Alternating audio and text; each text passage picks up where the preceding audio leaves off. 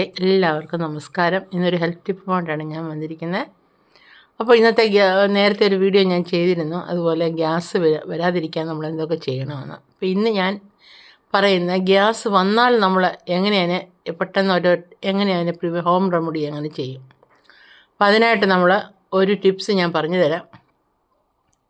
ഒരു ഗ്ലാസ് വെള്ളം അല്ലെ 1.5 ഗ്ലാസ് വെള്ളം എടുക്കുക. അതിനകത്തോട്ട് അല്പം അയമോദകം, അല്പം ഇഞ്ചി, ഏലയ്ക്ക, പെരിഞ്ചീരകം, അല്പം ശർക്കര, ഇവയിലിട്ട് അല്പം ജീരകം കൂടി ഇടുക.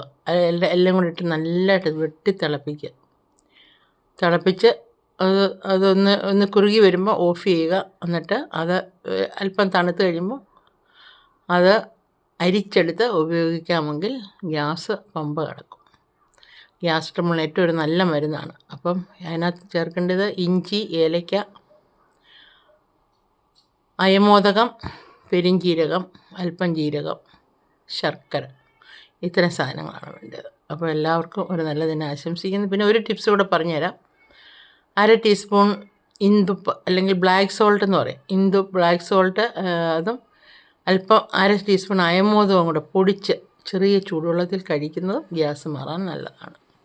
അപ്പോൾ എല്ലാവർക്കും ഒരു നല്ല ദിനം ആശംസിക്കുന്നു. ഇഷ്ടപ്പെട്ടാൽ ഒരു ലൈക്ക്, ഷെയർ, സബൊക്കെ തരാൻ മറക്കരുത്. അപ്പോൾ എല്ലാവർക്കും ബൈ. God bless you.